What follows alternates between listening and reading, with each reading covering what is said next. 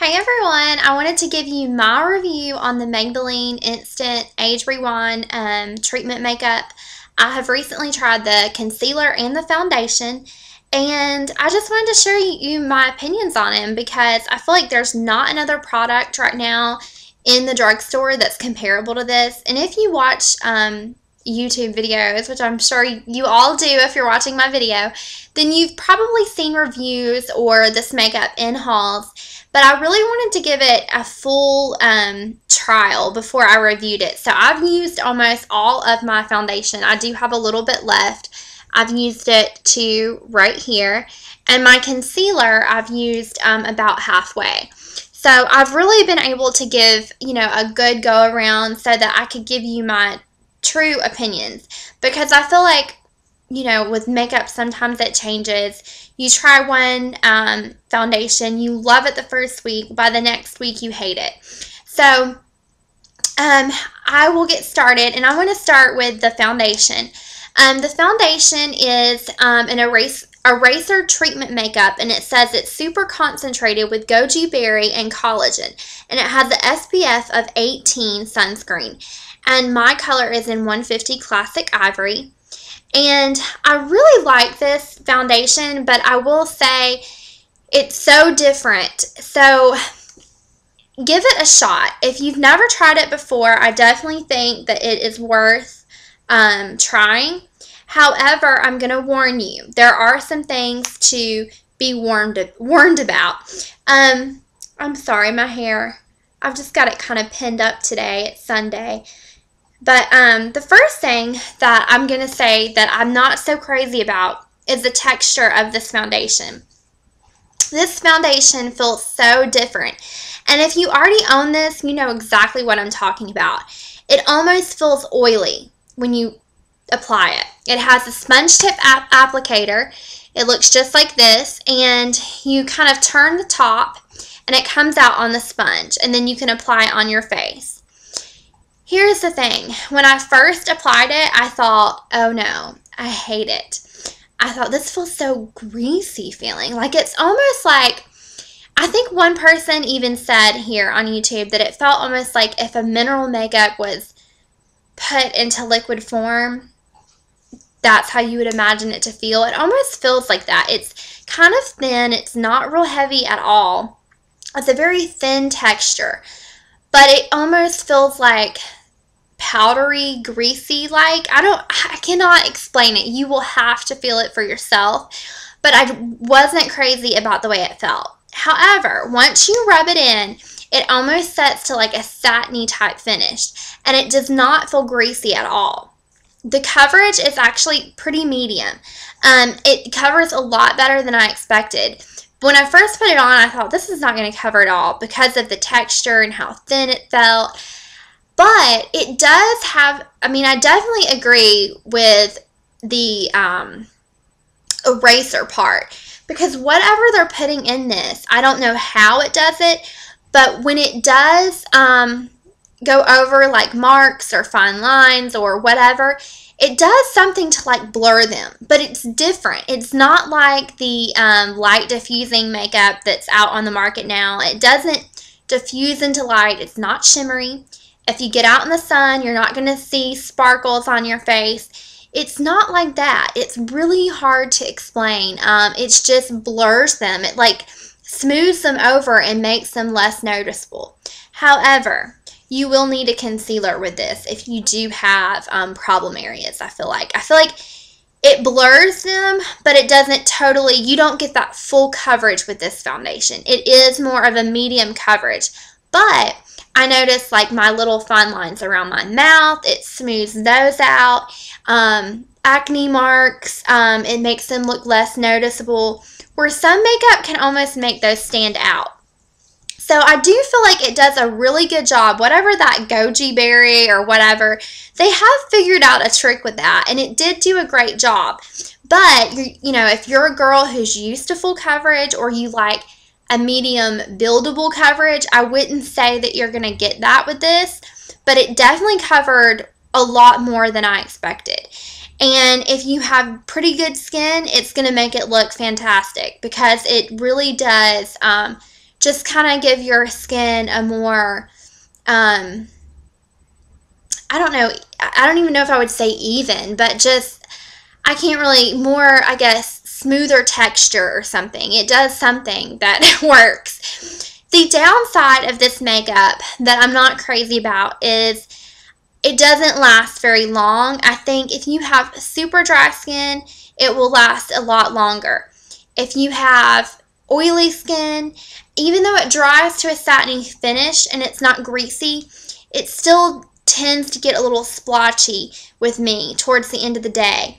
Now, I was using before the Lancome Tint Idol. I bought it at the end of the summer, and every year at the end of the summer, like in September, my skin gets super, super oily. And I have a review on that foundation as well that I bought last year around September.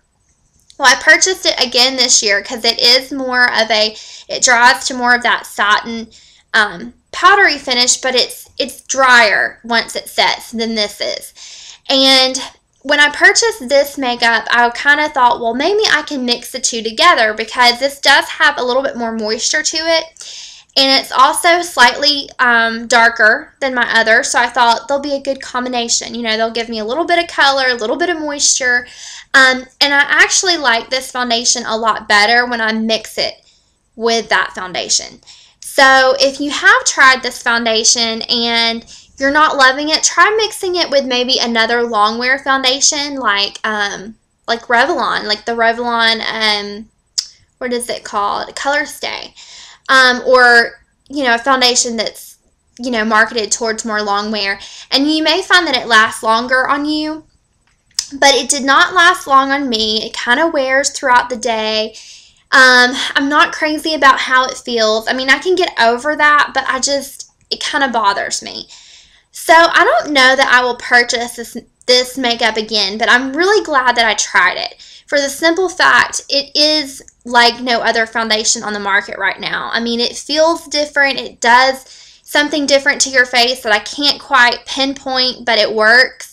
So I think it's definitely worth a shot. So if you haven't tried this, check it out because you may have the right skin type for it. If you find that makeup doesn't fade really quickly on you or wear really bad on you, this could be a winner.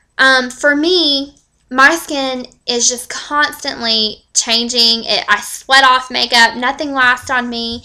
One minute it's oily, the next minute it's dry. So I don't know that I'll repurchase this, but I do enjoy mixing it with my other foundations, so that's an option for me.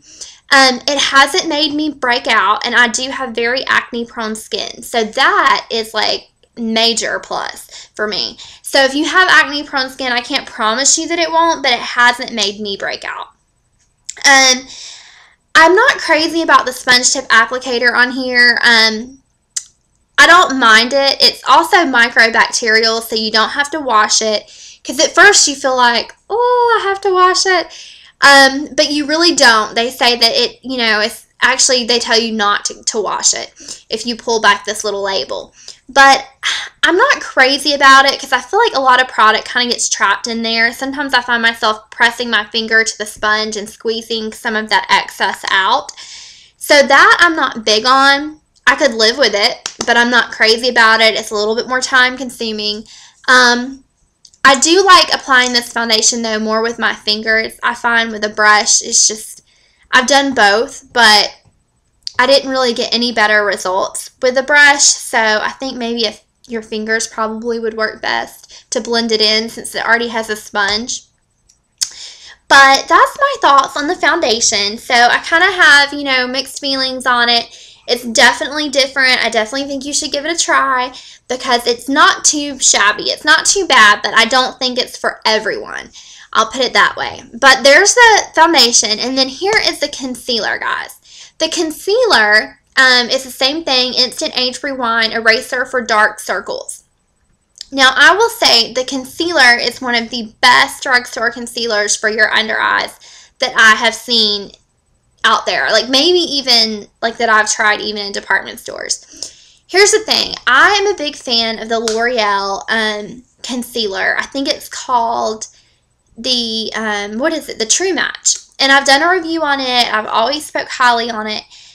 And I was out of that. A while back ago, I lost my makeup bag, which is so sad. I was so bummed about it. Thankfully, it just had like drugstore makeup in it. I don't think it had a lot of high-end stuff, so I mean, it still sucks. I mean, it still adds up. It's a lot of money, but it's not, it could have been worse. It could have been like MAC or something, but, or Chanel or something like that, but it wasn't. So I was super bummed because my under eye concealer was in there. But I decided instead of repurchasing that one, I really want to try this one that everyone's been talking about. And I really, really like it, guys. It is phenomenal. I mean, I still prefer the L'Oreal because I don't have bad under eye circles, and that is what it's marketed for. And the L'Oreal one is more luminous. I think it more makes my eyes look brighter underneath, and it's lighter weight, and I like the way that one feels. But if you have bad under eye circles, I would definitely think you would prefer this one, and it is one of the better concealers that I've ever tried because it covers great. And the creasing is very, very little. I don't want to say that it doesn't crease at all because I did notice just a teensy bit of settling, but very, very minor. I mean, come on, guys. I mean, I'm going to be real with you. It did, it was very, very minor though.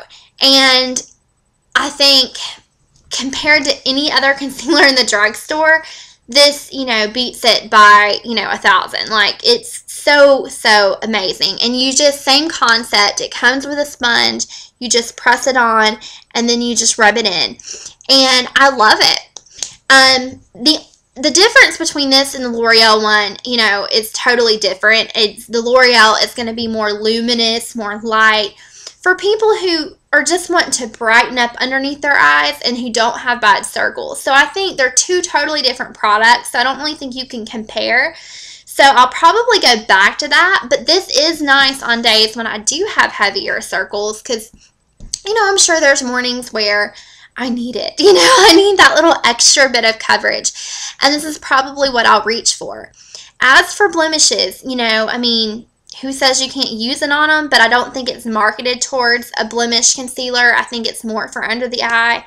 I've used it on blemishes, but to be very truthful with you guys, I think it's just average on blemishes. The coverage is not that wonderful for blemishes. But personally, I prefer a potted concealer for your blemishes. So, it's all on what you're looking for. But let me know how you guys like the concealer if you've tried it. I actually don't mind the sponge. Like I said, on the concealer, I think it's perfect for under the eye. I just didn't care for it in the foundation. But my color in the concealer is actually, let's see, it's in 20 pale or light pale. There's one below this. It's like fair, and I didn't get that one because that one looked super light. But check it out if you have bad under eye circles. And I hope you all are having a great weekend, and I hope this review was helpful. I got my products at Target. I think they range around $10 for the concealer maybe, and then like around $12 for the foundation. But it just depends on where you get it. But I hope you're having a great day, and I'll talk to you guys later. Bye.